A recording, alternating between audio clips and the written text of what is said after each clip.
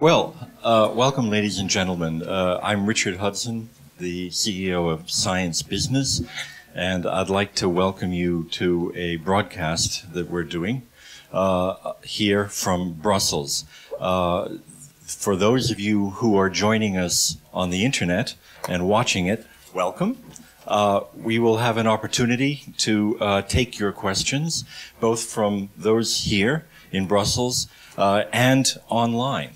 Of course, those of you who aren't in Brussels don't know that it suddenly was a downpour here in Brussels. There are several wet people in the audience, including Philip Lowe. This is not a commentary on his political origins. It is just, alas, that's the way it is here in Brussels at times. So, what we are doing is having a discussion for the next hour with you on the European Commission's Energy Roadmap 2050. This discussion is hosted with the support of GE, for which we'd like to thank Torland very much, the director of the Ecomagination program for GE here.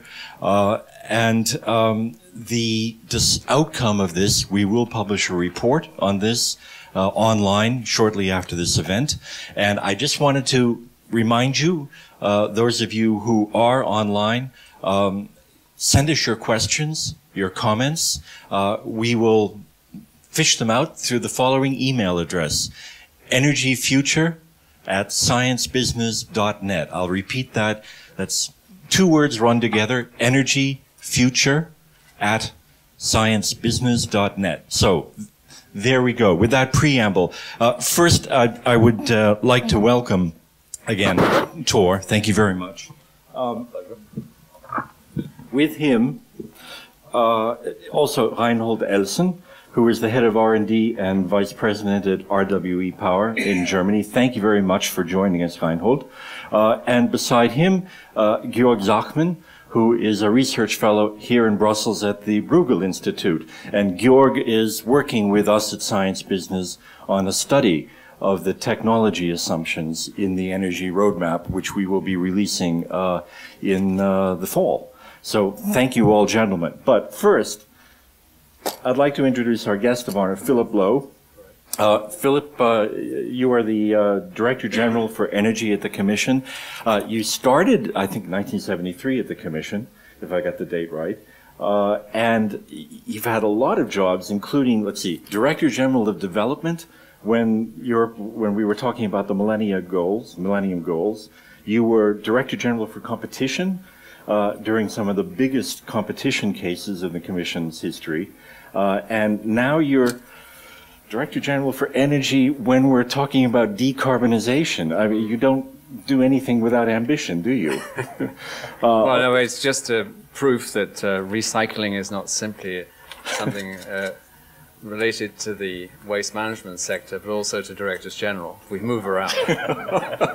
Okay, well, this is the underlying assumption in the energy roadmap, of course. Well, I'm very happy that you've organized today's discussion, and it's an exciting time. There are lots of challenges for Europe and globally in respect of climate change, but also in respect of how we actually deliver safe, secure, sustainable energy to people, to our societies, affordable for people and competitive for industry. And there are a lot of game-changing events happening globally, game-changing events in Europe.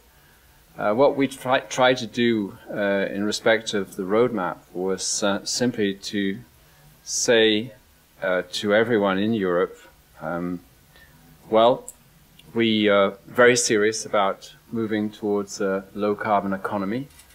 We have a low-carbon economy roadmap as well as an energy roadmap. And the objective, which has been confirmed by our heads of state more than 3 times, is to move towards an 80 to 95% reduction in emissions by 2050, under the assumption of a collective agreement. That compares with, that's very ambitious, that compares with what anywhere else in the world. Yeah. Well, that was discussed in the climate change negotiations, that commitment. It obviously has some weasel words after it about in the context of a global agreement with all developed countries. But in the energy world, where you have to think ahead and invest heavily and assess risks, Europe's strategy for a low-carbon economy implies a revolution in its energy sector. And there are certain elements of that strategy which are where there's no going back. And what we tried to do in the roadmap is not to forecast what's going to happen, but to say, well, assuming everyone is serious about this objective, based upon current policies at national and at European level, because don't forget, European energy policy isn't simply made in Brussels. There are fuel mix decisions made at national level. By the way, not all governments are capable of influencing even the fuel mix, because companies decide what they want to do in terms of investment. We wanted to confront the current policy scenarios, the current policy initiatives. What will happen on a business as usual basis if current policies are continued? What is the objective ultimately for 2050? And what are the scenarios which could get all member states comfortably to this objective based upon the fuel mix decisions which they have taken? And what are the implications for national policies and European policies where, irrespective of the route you take, whether it's high nuclear, low nuclear, high CCS, low CCS, very high level of renewables or not, what are the things which are really no going back scenarios, no regret scenarios, options for everyone?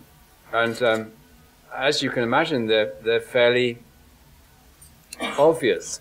If you want a low carbon economy, you're going to have a lot more electricity. If you have a lot more electricity and you want it to be low carbon, you're going to have, at the aggregate level in Europe, a relatively high level of renewables, which means intermittency. And thirdly, because you've got intermittency, because you've got a diversity of supplies, you probably need smarter infrastructures, smarter networks to cope with the flexible supply management, but also flexible demand management. And that in a context where we know that national solutions in terms of balancing energy demand are probably more expensive than European solutions, because the bigger the network, the more likely it is that you're going to exploit the economies of scale and scope, and also guarantee energy security better. And fourthly, one of the major conclusions is that even if we're struggling now to try to persuade governments that we need to take measures, binding measures to use energy better, after all, energy efficiency is probably the least cost, the most cost-effective part of our energy mix, if we can get there. In fact, the 20% objective for 2020, which we have originally had in Europe for the last 5 years, is probably only halfway to what we need to achieve if we want to achieve the 2050 objective. Now, you might all say to all that, well, this is all speculation. You don't know what's going to happen to global markets. You don't know whether there will be a collective agreement on climate change mitigation. You don't know what's going to happen to gas or to nuclear. We accept that, but our point is not that. Our point is, first of all, to confront current policies and the final objective, and then to discuss on an iterative way between the national level and the European level what is the best way forward. And we start off by addressing these no regret options, and that's where we start. And on technology, just to give you a flavor of what I'm going to say, generally speaking, these types of exercises of modeling are pretty conservative about how technology adapts, innovation develops. And so we'd like to be surprised by even better results than the modeling of primes and the other models which we used have given us. And maybe that will be the reality. Of course, if you look at studies like the Club of Rome on raw materials scarcity in the 1970s, and you read it now, it's like real historic science fiction. Didn't even come true. It was something completely different. Here, however, we are talking about investments which need to be made in an energy industry which the assets last, their useful life is at least 20, if not 60 years in the case of nuclear. So we are in a situation where we need to provide a lot more predictability to investors now for at least the next 20 years. And so 2050 isn't ultimately the figure which we're the date which we're looking at. We're looking at the effect of that objective on investment intentions and expectations between now, for example, and 2030. Okay, but now there are several uncertainties in this whole thing, as you already indicated, but to my mind, two of the most important are political and technological. We're going to go into the technological questions in much greater detail, but quickly on the political side. I mean, you've been working on this roadmap for, what, 18 months, 2 years? Longer, actually. The Commission has. In that time, we've seen Fukushima, which has knocked any forecasts about nuclear power in a hat. You know, what do you do with it? We've seen, the economic situation get more difficult in Europe. I mean, my question is ultimately, in your roadmap, how do you deal with these ultimately political questions? And so, therefore, how much credence should we give to the roadmap in the end? Well, you deal with it by just defining scenarios which are sufficiently broad in their scope to deal with sensitivity in, for example, cost structures for nuclear, which would be the implication of Fukushima, public acceptance issues too, and also if you look at the German situation and the reaction to Fukushima, well, it was coming back on a previous decision to phase out. And if you look at our scenarios on high level of renewables, on the more optimistic scenario for nuclear and the more pessimistic scenario for nuclear, I think you can find everything which has happened in one of those scenarios. So I don't think there's any degree of lack of robustness in the modeling there. I think that Germany, before and after Fukushima, could find itself in one of those scenarios. So, but the difference then among the scenarios would be partly cost, I suppose. Yeah. Yeah. Although, I mean, as we took it as a preliminary conclusion from the modeling done in primes and elsewhere that the various scenarios were not likely in any of them to be more costly than current policies. I say that with a good degree of precaution because I know that there would be a lot more analysis to be done to actually prove that to be the case. That all of these scenarios would be cheaper than continuing the way we are now? Well, assuming, of course, that you are dealing with a situation where climate change, which the IEA presently forecasts to be 6 degree increase in global warming, is going to go ahead. In which case, you have to factor into all these calculations the implications of dealing with the consequences of climate change and not simply preventing it.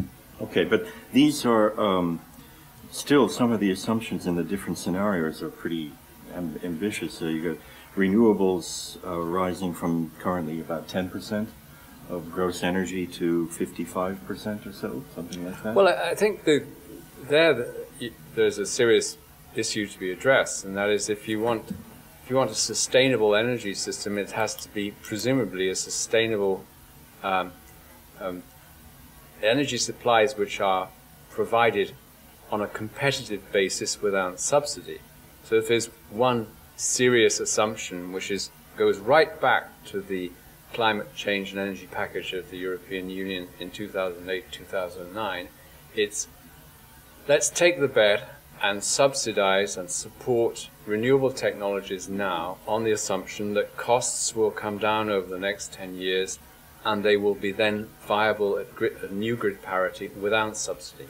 Now, I think that bet has been proved to be correct so far for various reasons, but it's a bet on solar voltaic and onshore wind in particular, where costs are coming down significantly.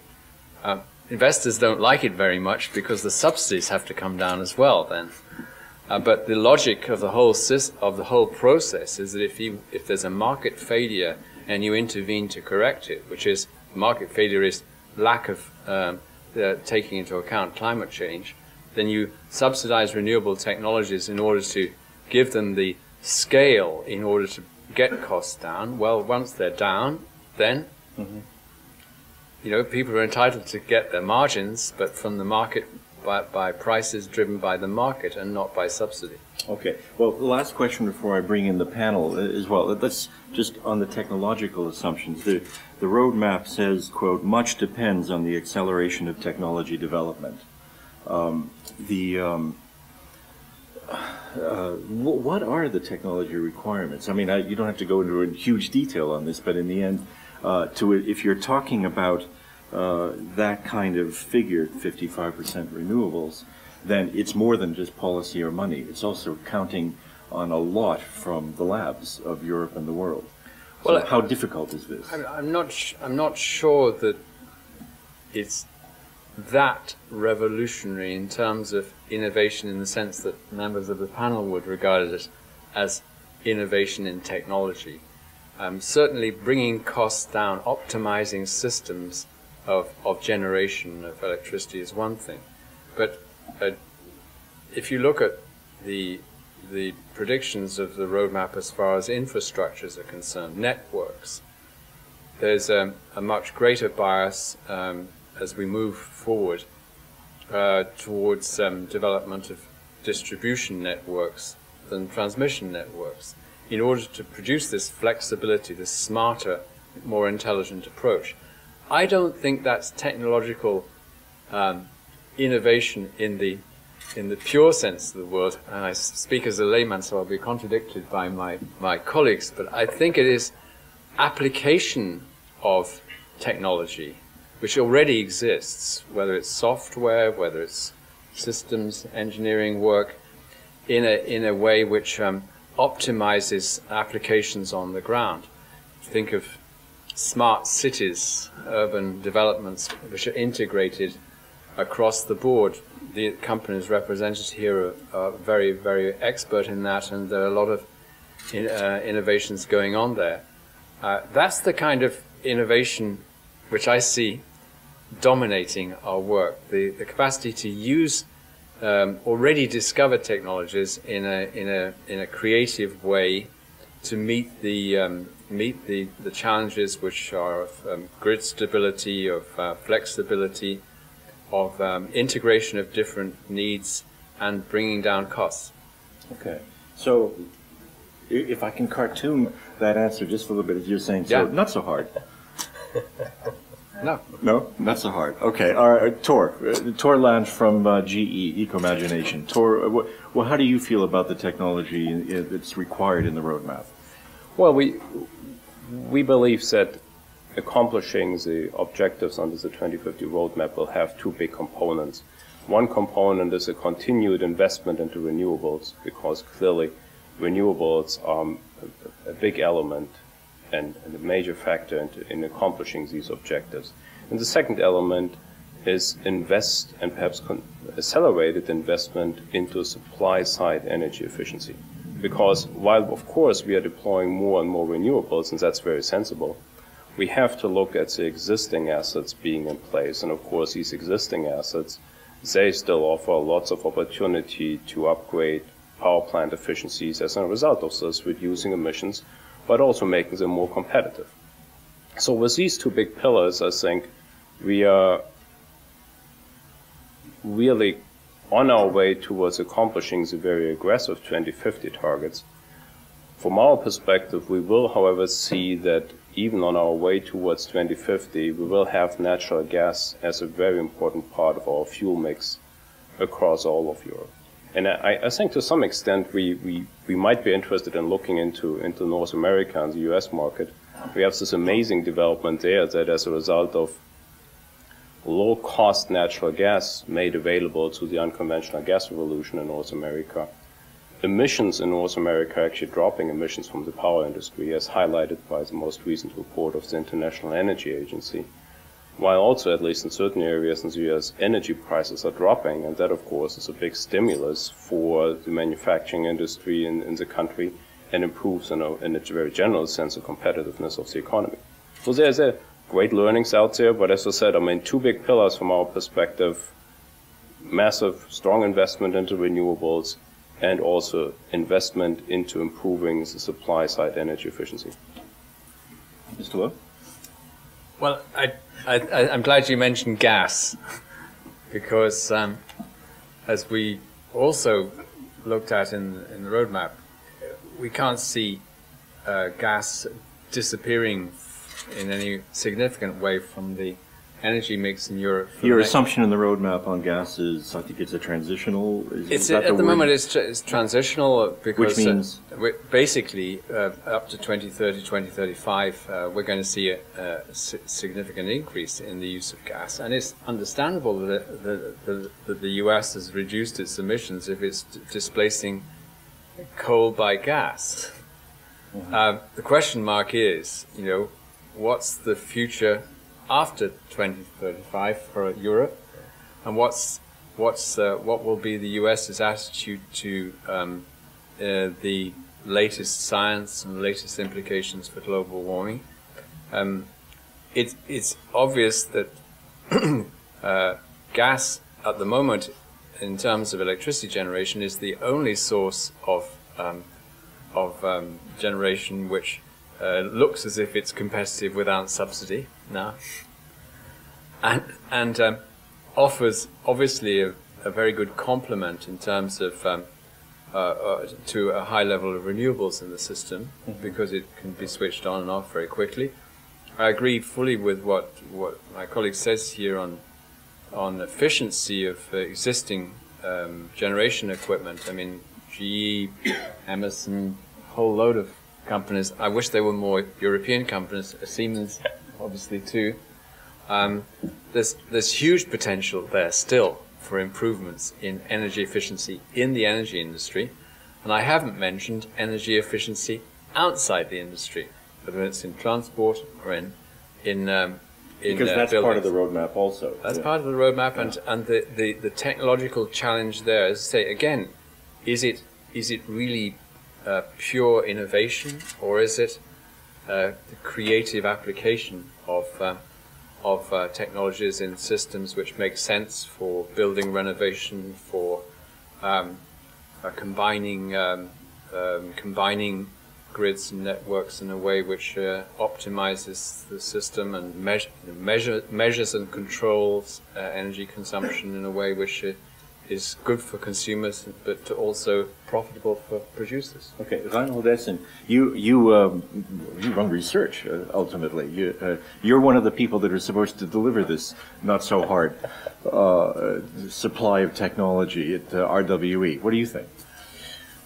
Yeah, I think a lot of positions I share are already mentioned here. The first is if you want to achieve the 2050 goals, that is the nearly carbon-free environment, I think we have to improve the utilization of renewable energy. This is on the way in different countries. For example, Germany is investing a lot in wind farms and photovoltaic system, and is the front runner in Europe on that. And also my company, RWE, is investing more than 1 million euros each year now in the build-up of renewable energy sources. I think this is a major pillar we have to drive forward. But, there will be some times where the wind doesn't blow, and there will be also times where the sun does not shine. And then we need a backup energy, and this was also mentioned by Tore, that is the classical conventional power plant fleet existing of gas, and I agree gas, but I also will add coal and nuclear wherever these options are available. And that means to make this system work together with the renewable power plant fleet, we have to look for a high integration of both the residual conventional power plant fleet and the new upcoming renewable power plants. Yeah? And this integration, it seems not to be that challenge as it was mentioned here, but if you look into detail, there are a lot of questions we have to discuss and where we have to create some solutions. I will give you some examples. Yeah. For example, a power plant which is operating in a baseload mode has normally a limited ramping up and ramping down capabilities.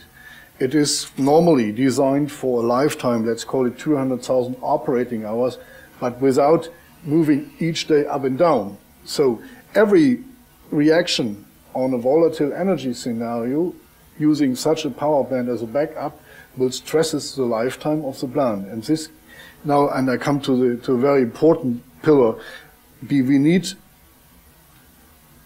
in every step we do this integration to make sure that the system stability is secured and that there is no economic, let's say, deviation for the different countries in Europe. There are technical solutions, but we have to be very carefully when integrating it. It has to be done, let's say, on a time scale, on a reliable time scale, with a reasonable and sounding investment, and we have to share the risk, which are combined, let's say, with a step forward.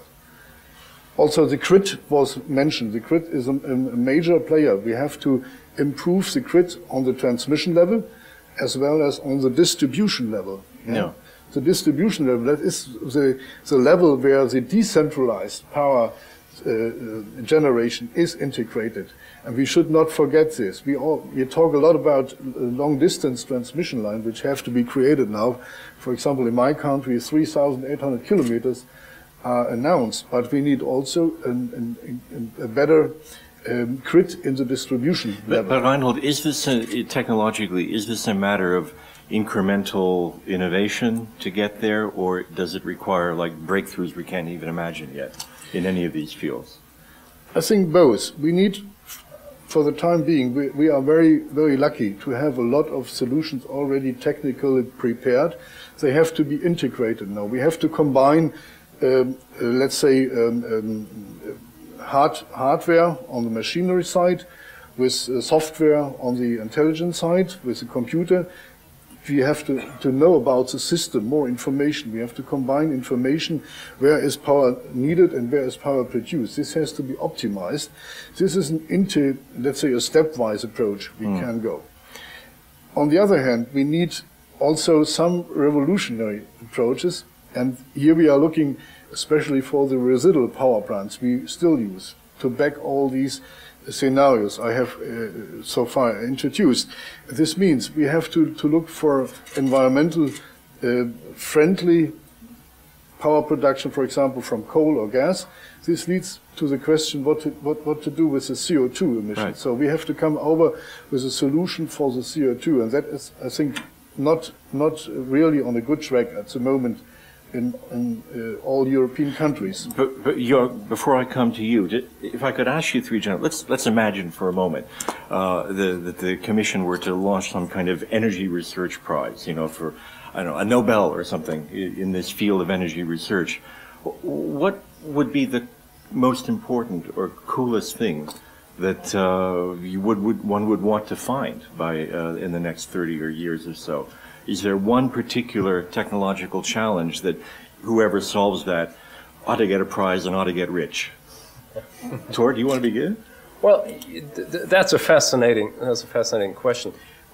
You see, I think at the end of the day there are going to be many technology elements leading towards accomplishing these objectives. So I would be hard pressed to single out one particular area. But I would like to emphasize also the need for commercial innovation. I mean, when moving towards these aggressive goals under 2050, we may have to come up with some modifications of existing business models. And these business models will use existing assets and future assets to be deployed, but they may interact in a different way. And these models need to be tried and tested so that everyone has a confidence that they actually work. And that might be an area if the Commission would have additional funds available to help all participants and all stakeholders to try this on an accelerated timescale, to find out how does a strong deployment of distributed energy, how does more renewable penetration, wind penetration of, let's say, 50% to certain geographies, how is this going to work together with the grid? What kind of learnings do result from this? I mean, these are fascinating developments to go through, but if the Commission and other stakeholders could help us to take a little bit of the commercial risk out of trying these approaches, I think that would actually greatly accelerate the speed of moving towards the 2050 goals. Okay, Mr. Lowe, there is some of that already in Horizon 2020, I think. Yeah, I mean, by the way, on carbon capture and storage, yeah, there's a big problem, and that is, on the one hand, public acceptance of it, but also the other is the costs, and maybe with a sustained ETS price, we get into ranges where people start thinking, oh well, maybe it will be okay to combine coal and gas with CCS. But for the moment, one big challenge in that area would be to see whether costs could come down significantly, irrespective of the ETS price. And of course, one way of doing it is just like the price of gas in the US. The price of gas in the US is strongly influenced by oil recovery. If there was a use for CO2, which was really productive, and not just filling car seats with foam, as I understand, it's the only thing which people quote as That's a lot of car seats. Yes, a lot of car seats. That would change the economics of that. But I think if I had to choose one thing which was really important for a breakthrough, it must be centered around the issue of information. Information to consumers and producers. Because markets only work with information. And it's the capacity of both suppliers and consumers at all levels in this system to be able to know what's happening and to be able to take decisions in the electricity system intraday, day ahead, month ahead, in an intelligent way, and that means developing systems which are not just already, as they're already quite sophisticated for energy suppliers, but actually getting big businesses and small businesses, people getting used to working with the information which is provided, can be provided through smart meters, through smart grids, and displaying it. I'll just give it a kind of analogy. There are two analogies in the world of application of technology which I think were quite a significant breakthrough. I think there are plenty of people in this audience old enough to know what it was like dealing with, I used to be a systems analyst at one time, dealing with what I thought was very sophisticated. It was called MS-DOS. And then came along Windows. And then we understood how to use our computers effectively. Again, so you need some kind of a change in perception. A change in perception, a breakthrough in the way in which we understand how we're using energy and how we're supplying it. And that implies also suppliers developing different business models, saying, how would you like your energy to be provided? When can we provide it to you during the day? What kind of voltage levels? You know, a whole set of elements which only purchasing managers of energy-intensive industries know about for the moment. Well, I think there's someone from Microsoft here in the audience, actually, so they'll probably thank you afterwards. Yeah. Or maybe not. No, it's not always that Microsoft will actually thank me after 7 or 8 years. It's mutual. Reinhold, he mentioned smart meters. So is that what would your prize be if you could award one? I think thinking should be revolutionary in the way that we think about how we use energy and come to, let's say, a higher insight, as it was mentioned here by Mr. Lowe. But I do not recommend that we should have a revolutionary approach in technical solutions. There we have to look for an evolutionary approach. That means we have to transform the system of today in the system which we expect 2050 to be, and that is renewables on the one hand and residual conventional power plants on the other hand. And we must make sure in every phase of this transforming that we keep the stability of the system. I think that is not too much mentioned when we discuss about renewable energy, that the system stability is a value, and this value is very important for our economies. If the system don't work, we will destroy the economy of our system, and this is not this will not be a good approach. Therefore, we must be careful with the integration, and it has to be on an evolutionary basis. And for instance, you ask what should be the preferable development here. I think we must keep all these options open we have developed in the last years. That is renewable on the one hand, but it's also coal, it's nuclear and gas solutions on the other hand. And I think what we should emphasize better or even more in the future, that is how to allocate the solutions in the different area. We are investing, you know, in Germany, the sunniest land of Europe, the most money in photovoltaic installations. The question is, does that really make sense, or can we come to another allocation of our resources? I think it was mentioned by Mr. Lowe before. European solutions could be cheaper than national solutions. I think there is still some harmonization to do to develop the overall system, and we are not talking about national system when we talk about energy system or CO2 regimes. It's global, and we have to, or at least European, we have to look for a harmonized, integrated solutions here. And then we can also gain some win-win positions for each country out of that. Okay.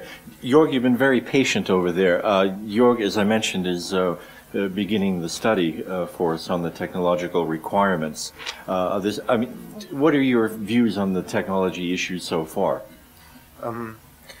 Maybe just to take part in the prize discussion, I would also give my profession the opportunity to win this prize, so economic science. There's no self-interest in that, Georg, no. Well, the proposal that I would then make is to look into the question on how to best distribute support money for research and development in a meaningful way. I think it's still a very much an open issue. We support technologies with very different mechanisms. We have large-scale market pull policies in the hundreds of billions of euros given to renewable support. We have large-scale push policies for other technologies, but all this is distributed. Push is giving money for spending money on R&D. Pull is basically supporting deployment of technologies, and all this is distributed on a rather ad hoc basis. I would say kind of a shot in the dark. We do not really know how it works, and as Philip Lowe said, it's a large-scale bet that the renewable subsidies, and that's I think what it is, and structuring this a bit more in order to leverage the funding to get the best out of it would be very valuable and could make the transition much cheaper. The point on I would like to make is we are talking about the transition of an energy system, so it's a complex interacting system. All of the speakers have mentioned that, and we are faced with large-scale uncertainty. So if you just look into what the assumptions are underlying the energy roadmap for nuclear power third generation, we assume a reduction in installation cost of 17% from 2010 to 2050. If we look into the past, what has happened, the second generation or first generation nuclear power plants, their cost went up by about 500% between 1970 and 1995 in terms of installation cost. So we cannot really be sure that the assumptions that are made in the energy roadmap, even if they are based on the best information we have today, will come true.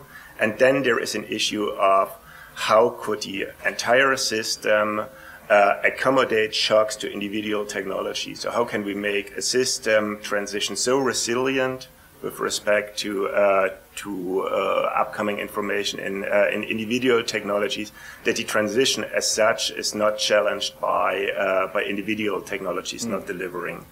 And just to give you a flavor of how interactive the whole system is, so we require a quite synchronous rollout of intermittent sources and storage and demand-side technologies in order to accommodate the intermittent sources. So there needs to be large-scale synchronization on the one hand. On the other hand, we have a strong competition between the different energy supplies supply sources. So this whole system is highly interactive, and making this thing resilient to individual shocks is a very big task. Okay, so it is, as you say, a big task.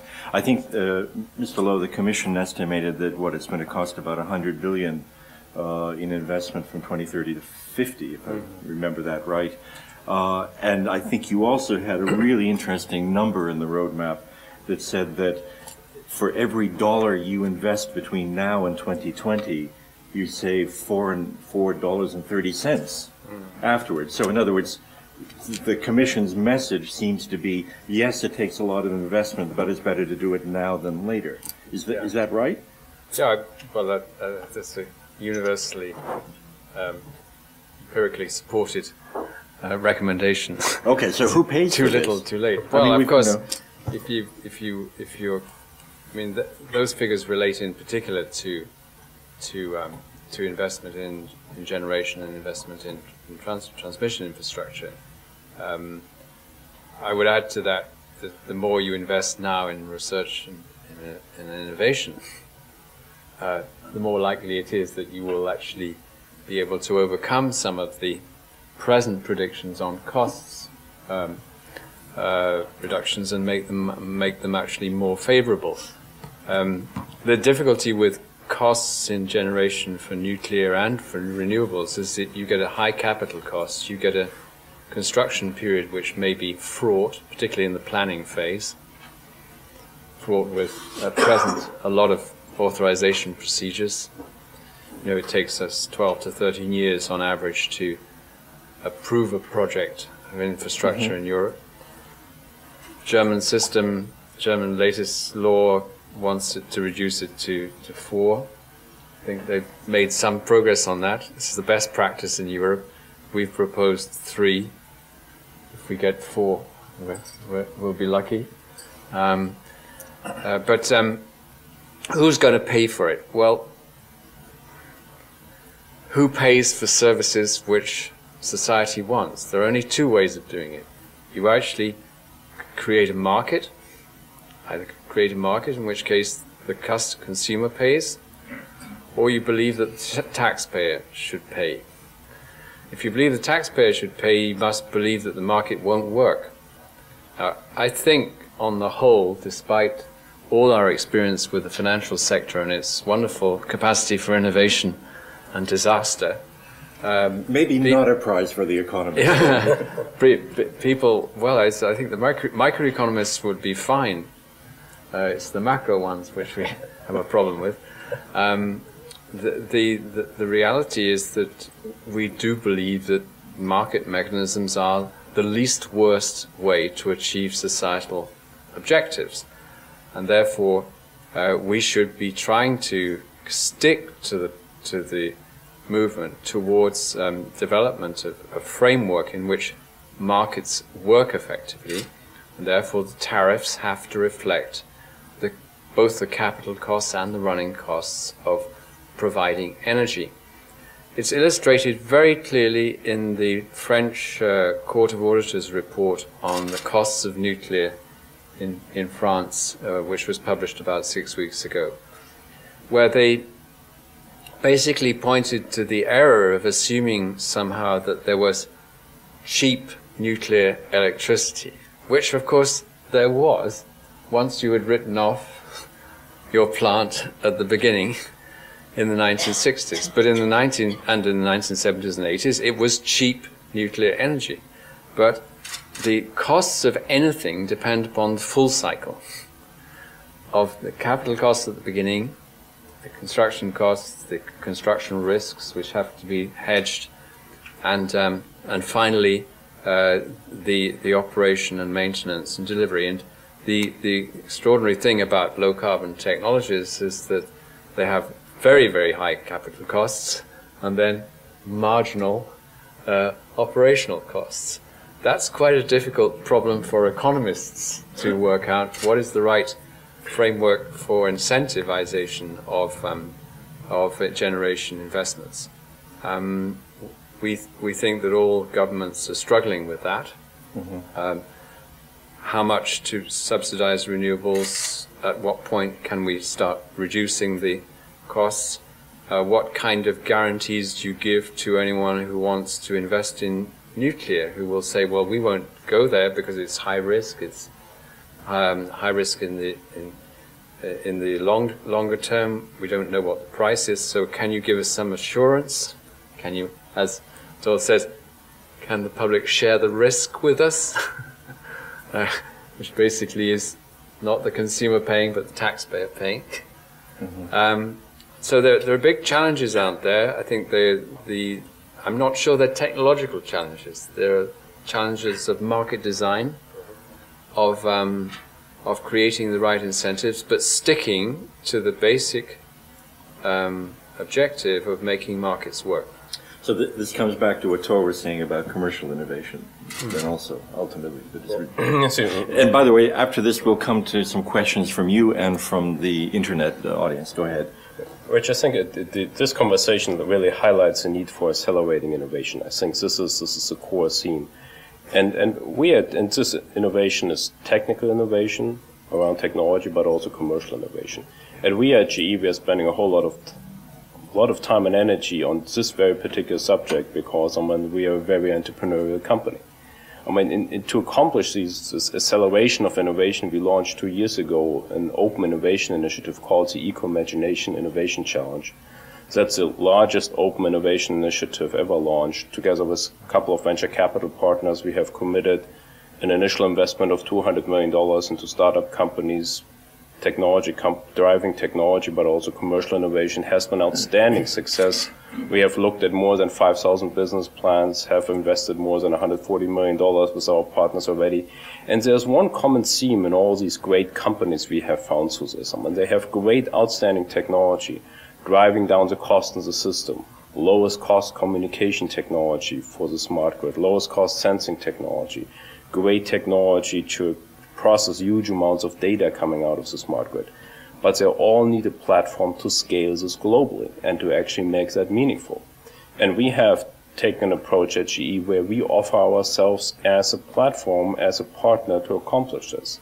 So we are not only investing into these companies, we are not only forming development partnerships, most importantly, we are creating commercial partnerships, which allows those companies through GE to scale their offering globally and to integrate it into what we are offering to our utility customers and other customer groups. And that so far has been an amazing success for all stakeholders involved. It's great for GE because we have seen already hundreds of millions of dollars of revenue coming out of this, incremental revenue above and beyond what we were planning for.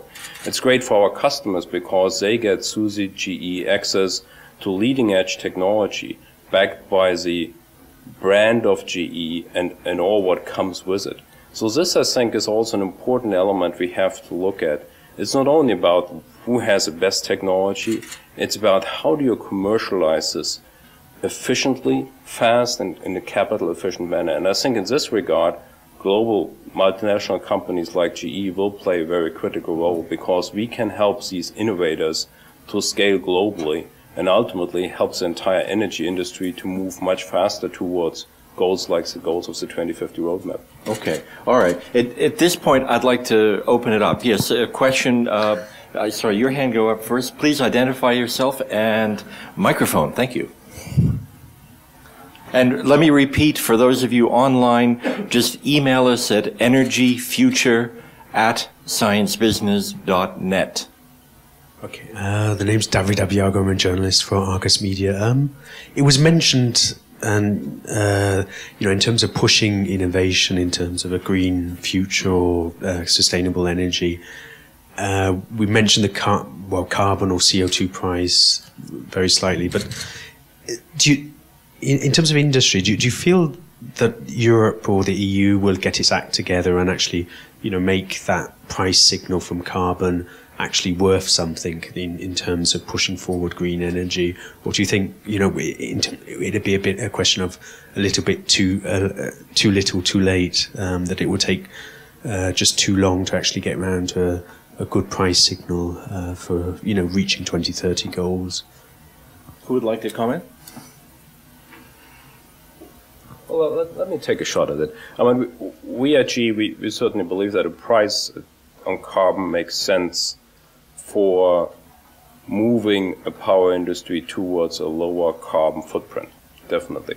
I think what probably many market participants are struggling with is the volatility in this, because if you look at the European emission trading system, I mean, the current price of carbon is, of course, not at the level which would really incentivize and support investment into low carbon technology. So and that gets really difficult then when carbon capture comes up. Yeah, I think it is a very complex problem, and we certainly all appreciate very much the efforts of DG Energy to kind of look at this very complex problem and help all of us to discuss about options how to move this into a more efficient system. Okay. Yeah, Reinhold? Yeah, I think it was mentioned by Christopher Lowe. The market solution brings up the least cost solution. And from time to time, I think we are not waiting enough. We must the market give some time to develop. After the Liberalization Act in 1998, all people thought this could not work, yeah? But now we are 10, 12 years later, and we have created markets, and there are still some things to do. There are still some improvements to be done, but we should give the market always a chance to develop. And from time to time, it seems that people get a little bit nervous about the time schedule we have to look here. But on the other hand, you have also to understand that we are working on an infrastructural business. We are looking for investments which have payback times for 20 and 30 years. So we can't expect that these things can move on a very, very short term and that the transition will take place on this very short term. Therefore, we must think in longer periods here. And I think the market should have a chance also in longer terms. Can you even bet that there will be an emissions trading system 30 years from now? I mean, there's the political uncertainty. If you're trying to make a decision on what plant you're going to build.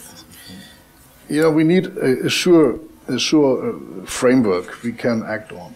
I think what we are struggling in the utility business in the last decades, that the framework has been shifted on shorter terms than our investment periods are. And this makes decisions very hard to do.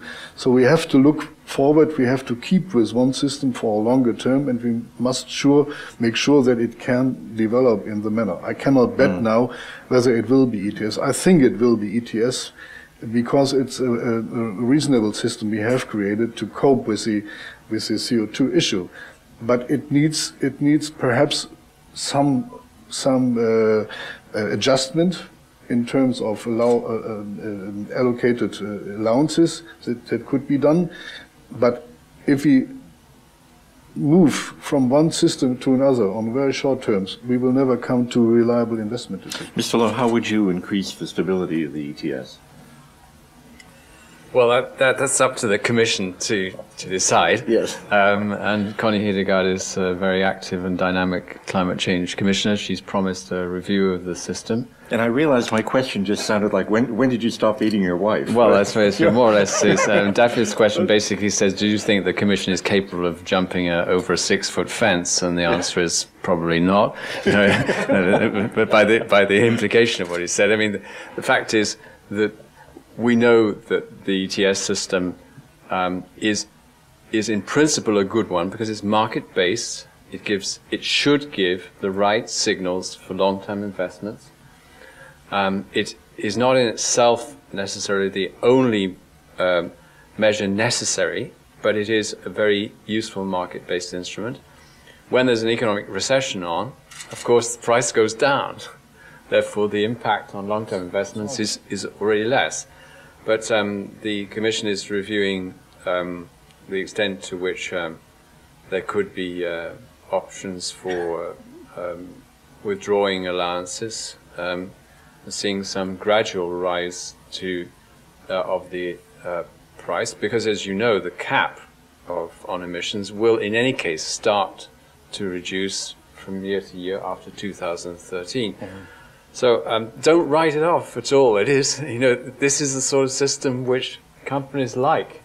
They don't like having to depend on a minister deciding whether or not the subsidy regime will be in existence for the next 18 months or 2 years, or whether it's going to be retroactive. This is the kind of crazy thing we've been having to deal with, and what the industry has been having to deal with, which is creates a lot of unpredictability.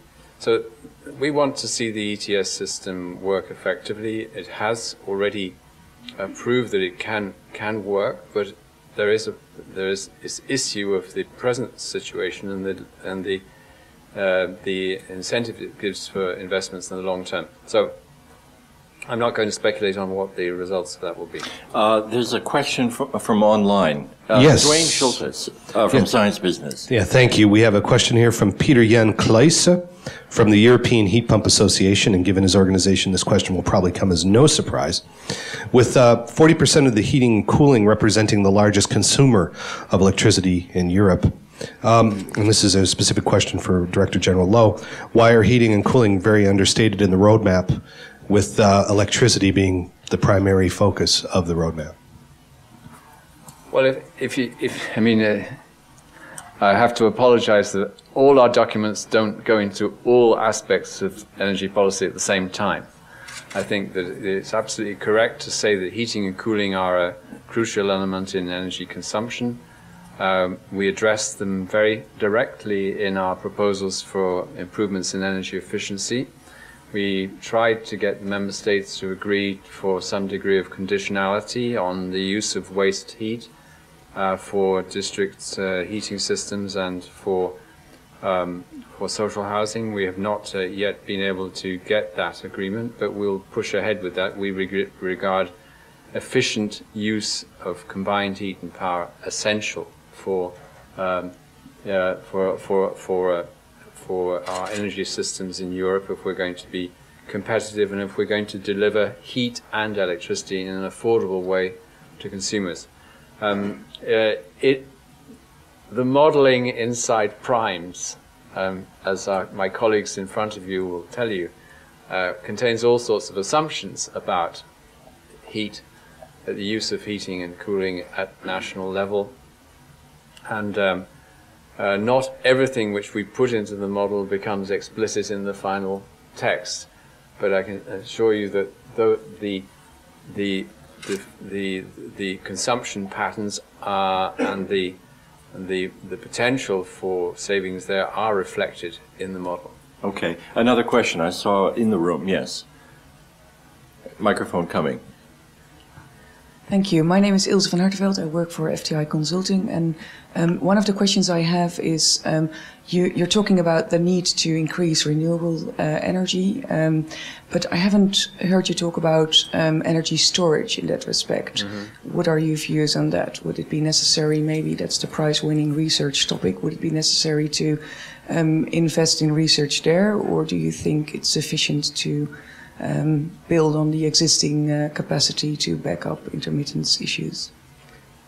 Well, I mean, at the European level, we are investing quite heavily in research and development in storage, whether it's storage in relation to grid balance, stability and management, or storage in relation to vehicles, batteries, hydrogen cells, etc., etc.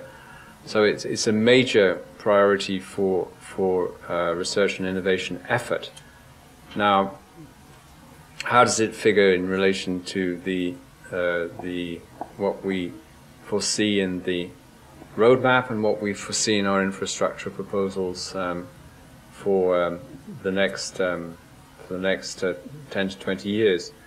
Well, clearly, if storage is available on a significant scale, and if it makes sense from a cost point of view to interconnect those areas which have traditionally for example, very high hydro capacity, such as in Norway or in Austria with the extension of pumped storage, then this is part of the answer to optimization of the grids.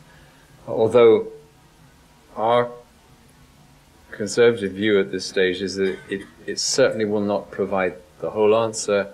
You will need very smart management of supply and demand, and you won't be able to eliminate completely, as our colleague from RWE pointed out, that the role of some capacity on the thermal side in the mix.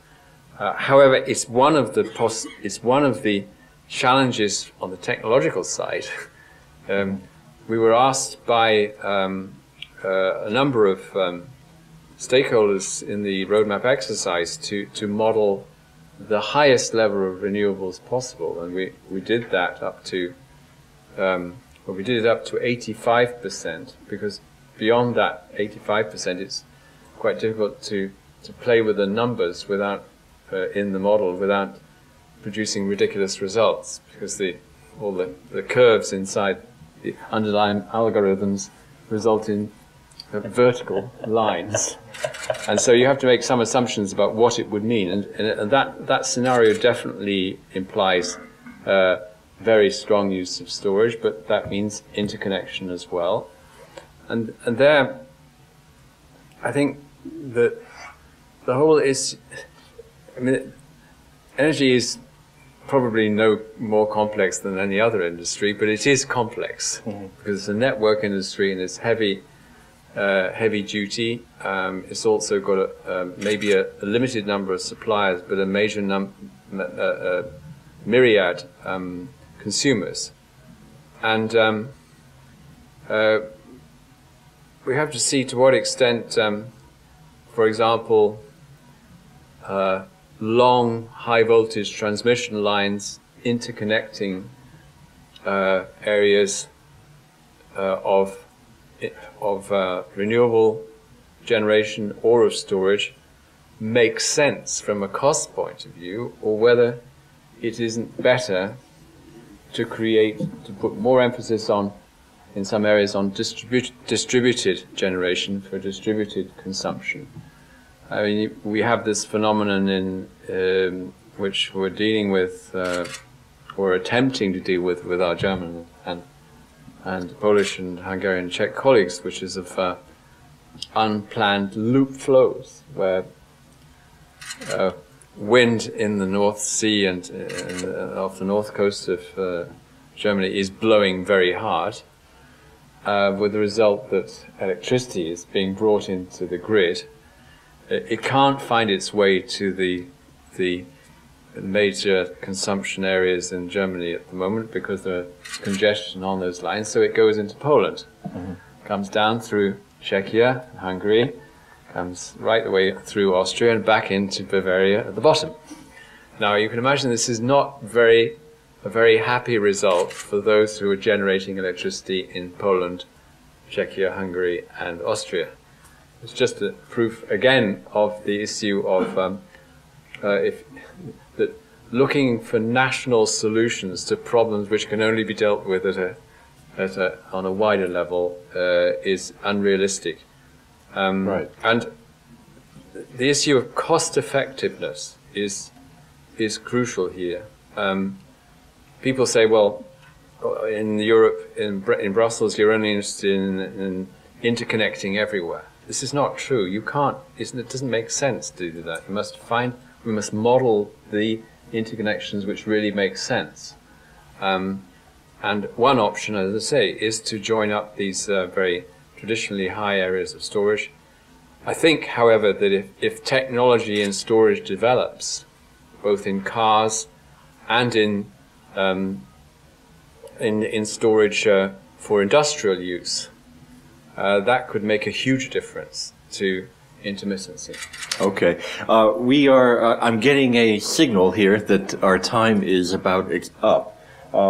I would, first of all, Tor, would you like to make a final comment? And Mr. Lowe, would you like to come back? Go ahead. Well, my comment is to reinforce what I said earlier. It's all about accelerating innovation. It will require partnership between great technology companies and multinational companies like GE and our customers like RWE. The 2050 roadmap has very ambitious targets. We think those targets imply continued accelerated investment into renewables and accelerated investment into supply-side energy efficiency. If we stick to this and keep our eyes on the road, I think we will make good progress towards these ambitious goals. Okay. Mr. Lowe? Well, our aim with the roadmap was to confront everyone with the objectives which they've agreed to and say, well, how do we get there? Yeah. And that raises challenges, but also huge opportunities technologically. And I think that Europe has already proved in the area of renewables, particularly Germany, Denmark, Spain, how by taking a political direction in energy policy direction in a certain way, you can actually strengthen your industrial base and provide the basis for widespread export of European technology throughout the world. Okay. All right. Well, thank you very much. There are also a great many documents about the roadmap on the Commission's website, including a lot of the assumptions. Georg, I think you found many of those online yourself about the Primes model, so we can go into this further. This was just a brief look at the roadmap to put a little bit of a spotlight on the technology assumptions. And thank you very much to all of you and to Mr. Lowe and our panelists for this, and to GE. Thank you.